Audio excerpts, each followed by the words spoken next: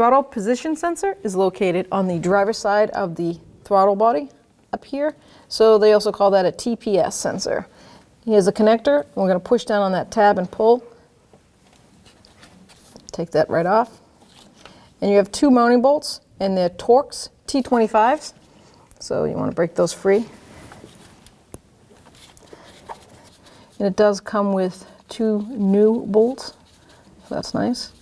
It also comes with a paper gasket, and I don't believe that this one is going to use it, but it's nice to have it in case it does. Has a rubber seal on the back so that moisture and water cannot run into the throttle.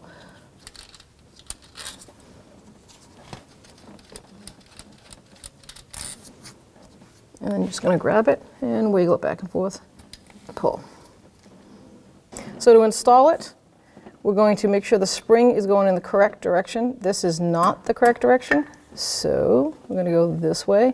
So bring this connector down about 7 o'clock and twist it, center it out, and you can start your bolts.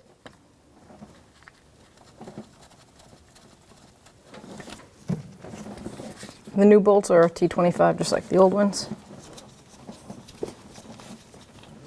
You want to make sure that that is centered properly. And then just snug your bolts down.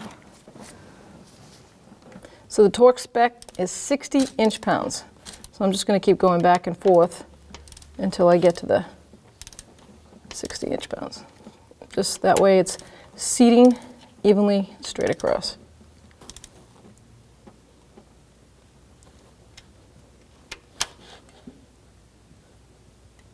Okay. Take your connector, push it on until it clicks.